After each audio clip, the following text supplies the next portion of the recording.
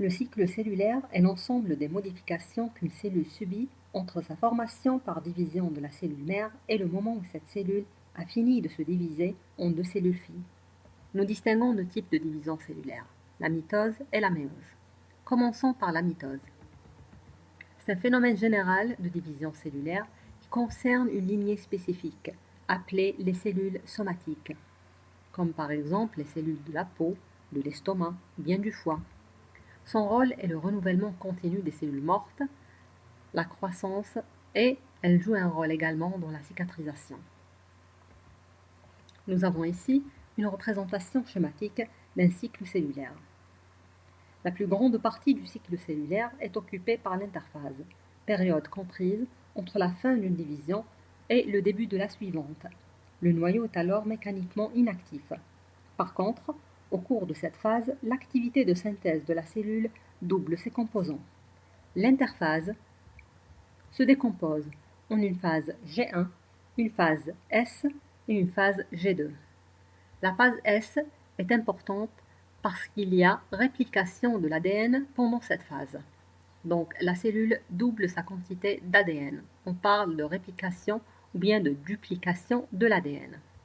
La mitose, quant à elle, est composée des phases suivantes, la prophase, la prométaphase, la métaphase, l'anaphase, la télophase et la cytokinèse.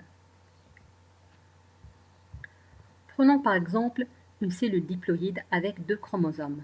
Le chromosome rouge est composé d'une seule chromatide et le chromosome bleu aussi est composé d'une seule chromatide. Nous parlons alors de 2 N chromosomes simples, donc 2 N ADN. Après réplication lors de la phase S de l'interphase, nous obtenons 2 chromosomes avec 2 chromatides chacun. Les chromatides appartenant au même chromosome sont appelées chromatides sœurs. Les chromosomes en paire sont appelés chromosomes homologues. Donc, quand la mitose commence et lors de la métaphase, les chromosomes se disposent sur la plaque équatoriale. Lors de l'anaphase, nous avons la séparation des chromatides sœurs. Ainsi, nous obtenons 2 cellules filles qui ressemblent à la cellule mère, qui sont à 2 N chromosomes et 2 N ADN. Passons maintenant à la description de la méiose. La méiose, quant à elle, concerne une lignée spécifique appelée les cellules germinales. Elle permet de maintenir un stock chromosomique diploïde et assurer la transmission du patrimoine génétique. Il s'agit d'une succession de deux divisions cellulaires. La première est appelée division réductionnelle et la deuxième est appelée division équationnelle, avec une seule réplication de l'ADN qui précède la première division réductionnelle. Ainsi, nous obtenons à la fin des cellules qui sont dites haploïdes, contenant chacune 23 chromosomes, alors qu'on commence par une cellule mère qui est diploïde à 46 chromosomes. Donc, chez la femelle, la méiose débute au cours de la vie fœtale, elle s'arrête, puis va reprendre pendant la puberté. Chez le mâle, elle débute à la puberté. Donc, voici les étapes de la méiose en général. Nous avons la première division réductionnelle. Donc, les étapes de cette division seront appelées bien numérotées, prophase 1, métaphase 1, anaphase et télophase 1.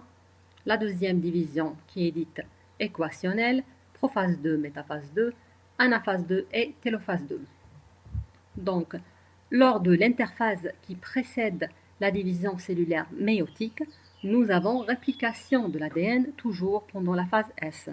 Donc, les chromosomes seront avec 2 chromatides chacun. Lors de la prophase 1, nous avons l'appariement des chromosomes, donc la disposition des chromosomes 2 par 2. Chaque paire contient 2 chromosomes homologues. Lors de la métaphase 1, nous avons la disposition des chromosomes homologues sur la plaque équatoriale. Lors de l'anaphase et de la télophase 1, nous avons la séparation des chromosomes homologues, ce qui fait la différence entre la mitose et la méiose. Lors de la mitose, nous avons la séparation des chromatides sœurs, alors que lors de la première division de la méiose, nous avons la séparation des chromosomes homologues.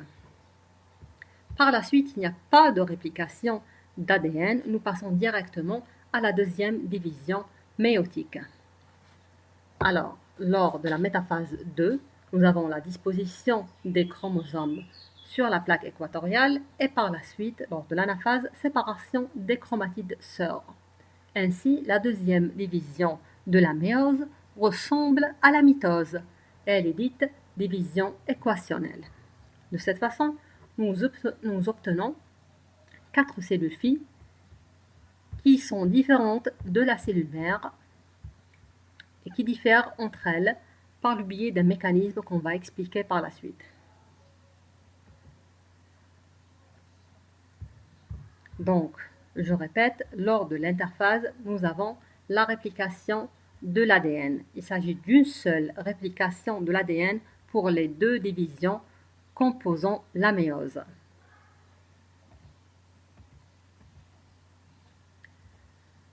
Lors de la prophase 1, un phénomène très important a lieu.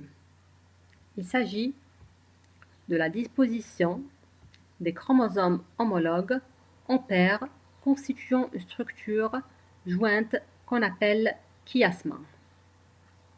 Ce chiasma va permettre l'échange entre les chromosomes homologues. C'est ce qu'on appelle le crossing over ou bien l'enjambement. Ce qui va permettre la recombinaison génétique. Alors chaque chromatide va avoir du matériel génétique appartenant à la chromatide homologue qui, elle, provient du chromosome homologue. Ceci est très important pour assurer la diversité dans l'espèce.